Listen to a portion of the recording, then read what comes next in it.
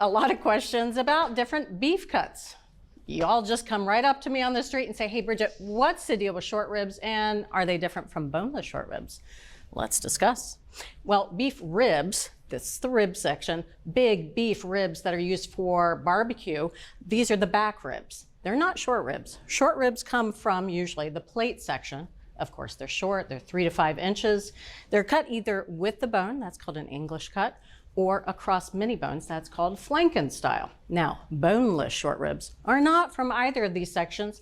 It's actually part of the chuck muscle, right about there, the intersection of chuck, rib, and plate. Now, they are a boneless cut, big, beefy flavor because they're from the chuck section, and they're often used for braising or stewing. But Lon's here, and she's going to show us another great way to enjoy boneless short ribs. Bridget, have you ever had grilled short ribs? I have never had grilled short ribs. You're gonna love them. They have all the flavor of a ribeye and the texture of a skirt steak or a flank steak. Yes. It's delicious. It's that plate rib chuck section. It's kind of the trifecta. It is, it is. I've got 2 pounds of boneless short ribs here and just one quick bit of prep. Because it comes from one giant muscle, you'll see this sold in kind of different sizes. Mm-hmm. I think the easiest thing to do when you're grilling them is to cut them into 3 to 4 inch lengths. It just makes them more manageable, right, and it makes serving them easier. So I'm just gonna trim off any extra fat. A little bit is great. It helps with grill flavor because the fat drips off onto the grill and you get little flare-ups and like really great grill flavor. But we don't want giant fires, so a little bit of fat, good. It's got all that intermuscular yeah, fat too. Right? That marbling is just spectacular. You just know it's gonna taste delicious. So that looks like 4 inches, right? Sure. So that looks great. And we'll have this. So I've got 2.5 teaspoons of kosher salt, and I'm just gonna get this all over these pieces. There's no technique here, just coat it. Yeah. This is 1 teaspoon of pepper. I am sprinkling very slowly all over these shorties. This can hang out at room temperature. It doesn't need to go in the fridge because we'll be cooking it shortly. I'm gonna give these 1 hour for the salt to kind of penetrate and do its work. It's gonna season the meat, help the exterior not dry out. I'm gonna go wash my hands, but then we'll get back and get to a sauce. Okay. Now these grilled short ribs are really great with a squeeze of lemon and a sprinkle of salt, but I'm gonna make something a little bit more special for you. Lovely. Right? So this sauce starts out really simply with a 1/4 cup of sliced almonds, and you can use blanched or unblanched. It doesn't really matter too much, it's up to you, but they have to be sliced. Just gonna run a knife across this. I'm not looking for a fine chop or anything. I want them to add some texture, but they don't quite need to be that big. And that's it. I'll throw this into that skillet over there. It's an 8-inch skillet, and it's got a tablespoon of extra virgin olive oil in there. Before we start cooking, let's get to the preserved lemons. I want to get all of my prep out of the way. I'm looking for 2 tablespoons of finely chopped preserved lemon, and you can use the pith and the interior. All of it is edible except the seeds, and you can check out recipes for the preserved lemons on our website.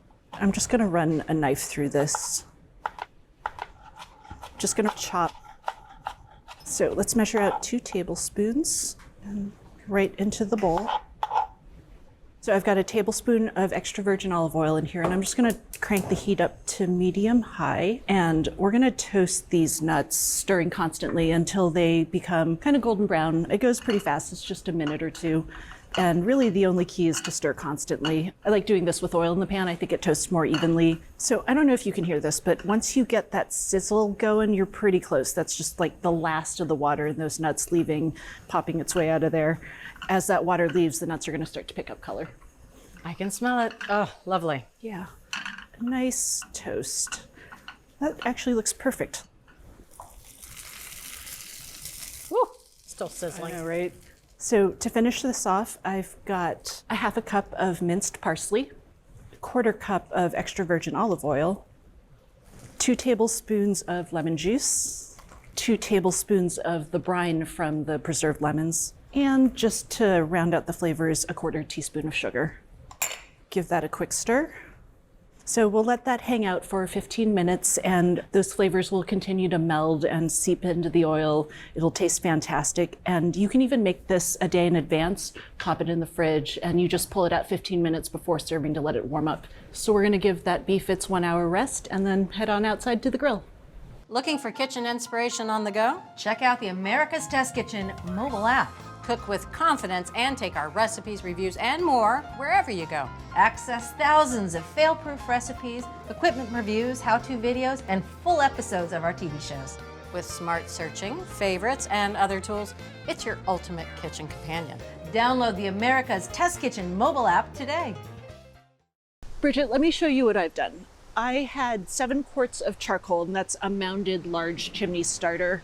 Lit them up, let those coals get partially ashed over, and I went ahead and filled just half of this grill. This kind of concentrates the fire to one side instead of having kind of a dispersed heat. So 2 levels of heat. Yeah. So I'm gonna give this a quick scrape. I wanna oil this grate lightly, and I don't need a ton of oil on here. This just helps prevent sticking. And that's just a water paper towel. Yeah, really simple. This is one of my favorite cooking methods because it's so easy. We're just gonna take these ribs and pop them over the hot side. That's a good sound. Right? It's a great sound. I'm gonna rotate them every minute as they cook. As I keep rotating them, they're gonna cook really evenly. They're gonna pick up more and more browning. Now, if I were doing this on gas, I would actually pop the lid on because that traps the heat and it kind of helps the ribs brown a little bit better. On charcoal, you're getting so much radiant heat from those coals, like the little bits of orange glow coming up from there. That's actually helping the ribs cook and brown, so we don't have to pop a lid on. One thing I'm seeing right now is like we're getting little bits of flare-up in there, and small flare-ups are great. Bigger flare-ups like that one, not so great. I'm just gonna move these ribs around as necessary. Nice. To keep them out of that flame. Those big flames, they're gonna leave like this charcoaly, ashy residue, and we don't want that. Not good. So I'm gonna take these ribs to 130 degrees. And the reason I'm doing that, short ribs have a good amount of collagen and fat in there, and that extra cook kind of helps them eat a little bit more tender. And it's really nice. You don't have to if you want a more rare cook, totally fine. Just expect it to have a little bit more bite. Okay. The thickness of the short ribs will really determine the cook time. If you have thinner ones, they go fast. Thicker ones take a long time. I find that depending on what you're using, it'll take anywhere between 8 to 14 minutes. Okay. And you're gonna fiddle with it the whole time. I get to fiddle the entire time. I just want to rotate every minute. You were not kidding when you talked about the browning. Right? Don't Gorgeous. they look great? So these are looking pretty close to me, especially these smaller ones. I'm going to move them over here, just kind of as a holding area so they don't overcook as I fiddle with my thermometer.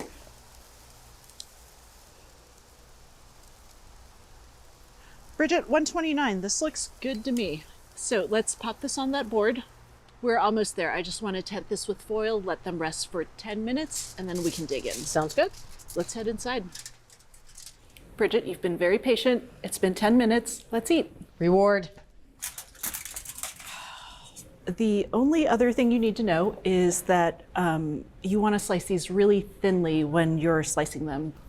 You'll see that I am slicing these across the grain. When you look at this cross section, you're not seeing lines across. That's what happens when you slice with the grain. And slicing across the grain helps the seat that much more tender. How beautiful does that look? Stunning. Lovely. Yes, you ready? I am so ready. I always give this a nice stir. The lemon juice and brine kind of settles to the bottom. So if you're skimming from the top, all you're getting is olive oil and you won't get as much of that lemon flavor and that acidity. Oh, spectacular. Cuts so easily.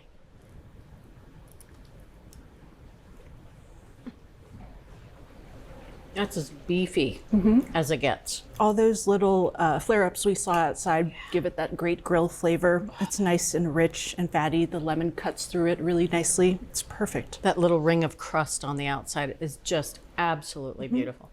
And I'm loving the sauce. Yeah. That brightness cuts through the meat. Gorgeous. Lon, this is the best steak I think I've ever had. The best not steak you've ever had? Not steak and not short rib. What is it? It's dinner.